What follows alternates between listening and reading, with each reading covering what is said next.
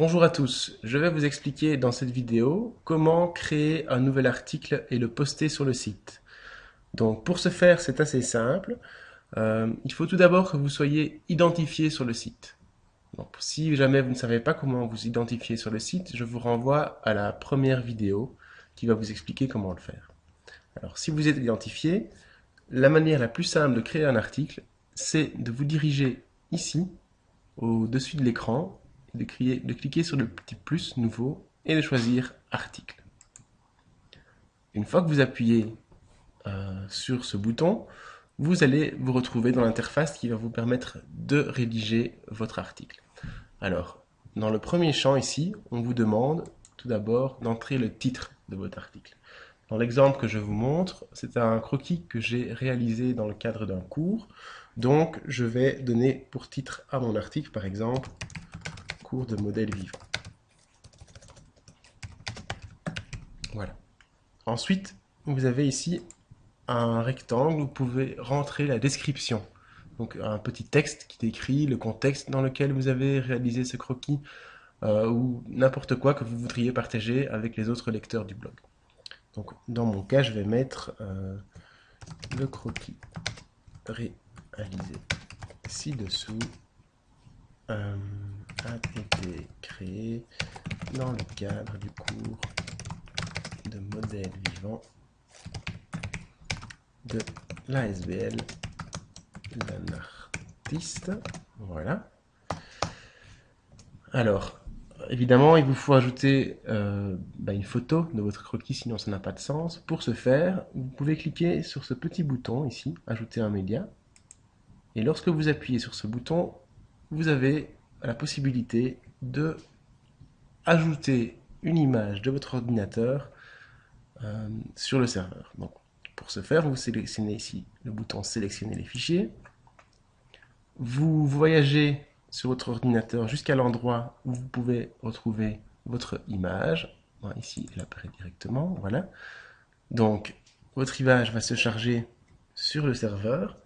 Et une fois que cela sera fait, vous aurez le choix entre certaines options de configuration pour votre image. Je vais vous montrer ça tout de suite, dès que le chargement sera complété. On y est presque. Encore un petit effort. Voilà, voilà. Hop, 100%. Bon. Voilà, en cours de traitement. Donc, qu'est-ce que vous voyez apparaître ici? Donc, votre image. Le titre de l'image, bon, a priori, c'est le nom du fichier que vous avez chargé sur le serveur, donc vous pouvez le laisser tel quel. Le texte alternatif, c'est pas vraiment important non plus de le modifier. Par contre, la légende, c'est toujours utile parce que c'est quelque chose qui va apparaître pour les utilisateurs.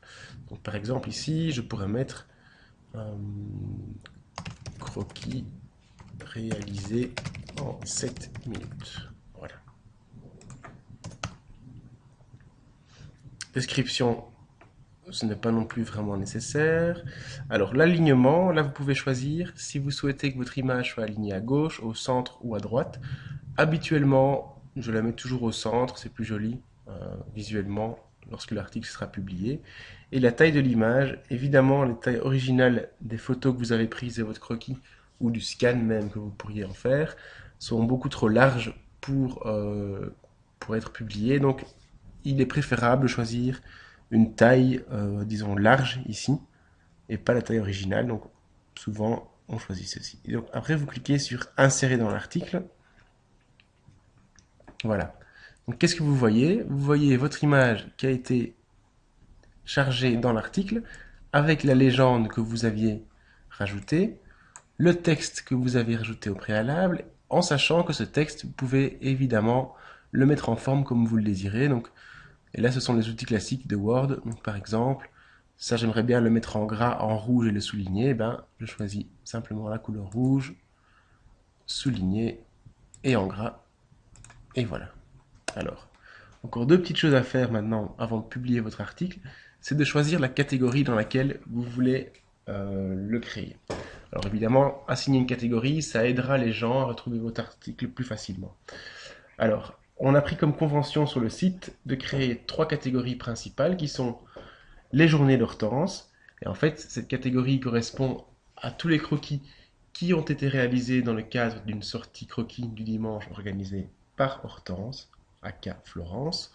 On a également une catégorie week-end en zigzag qui est une catégorie dans laquelle doivent être classifiés l'ensemble des croquis qui ont été réalisés pendant un week-end organisé par Sigrid. Et une troisième catégorie, errance nomade de Ben, dans lesquelles devront être classés l'ensemble des croquis qui ont été réalisés pendant un voyage à l'étranger organisé par Ben. Voilà, évidemment, il y a aussi d'autres catégories, et vous êtes tout à fait libre de choisir plusieurs catégories pour un même article. Donc ici, c'est un croquis qui a été réalisé pendant un cours. Il n'y a pas actuellement de catégorie existante pour définir les croquis des cours, donc je vais le mettre dans divers. C'est aussi possible de rajouter une nouvelle catégorie en cliquant sur ce lien ici, mais je ne vous le conseille pas étant donné que si on rajoute trop de catégories, ça va vite devenir un beau foutoir et ce n'est pas le but du site. Par contre, vous pouvez choisir parmi également un ensemble de mots-clés. Et les mots-clés, contrairement aux catégories, peuvent être définis de manière un petit peu plus fine pour que les gens également puissent aussi retrouver ce que vous avez faire.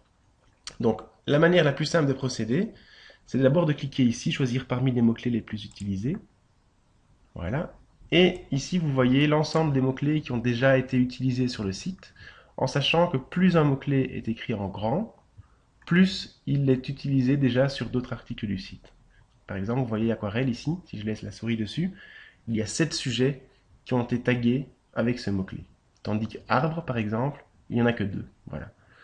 Alors, moi, ce que j'aime bien faire, c'est dans les mots-clés de dire quelle technique j'ai utilisée. Donc, par exemple, ici, c'est de l'aquarelle et c'est du feutre. Voilà. Vous pouvez également en ajouter un mot-clé qui n'existe pas encore. Donc, vous remplissez pour cela la petite boîte de texte, vous cliquez sur ajouter et votre croquis sera tagué avec ces mots-clés-là. Voilà. Une fois que vous avez fait tout ça, il ne vous reste plus qu'à publier votre article. Donc, si vous cliquez sur publier, eh bien l'article va être directement publié sur le site. Mais vous pouvez également désirer publier votre article un peu plus tard, que ce soit dans la journée ou un peu plus tard dans la semaine ou dans le mois. Pour ça, vous cliquez sur modifier et vous choisissez la date de publication à laquelle vous voulez que votre article soit publié. Vous pouvez également enregistrer votre article en tant que brouillon. Et dans ce cas, votre article ne sera pas publié immédiatement, mais vous pourrez le retravailler au préalable. Voilà. Donc ici, je vais juste le publier, très simplement. Voilà. Donc, une fois que cela est fait, vous voyez qu'il y a article publié. Je peux retourner sur le site en cliquant ici sur Croquerence, aller sur le site.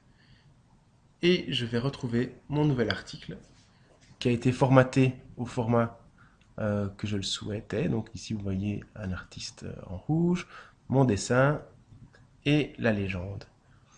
Et alors, si je clique sur divers, donc la catégorie, vous allez voir que je retrouve bien mon article dedans, ainsi que un autre croquis qui avait également été catégorisé dans cette catégorie. Et j'aurai le même comportement si je clique ici sur les différents mots-clés. Voilà, j'espère que ce petit tutoriel vous a aidé à comprendre comment publier un nouvel article. Pour toute question éventuelle que vous auriez encore, n'hésitez pas à nous contacter en cliquant sur la fonction ici, sur le menu Nous contacter et en remplissant un petit message. Voilà, j'espère que ça vous a été utile. Merci beaucoup.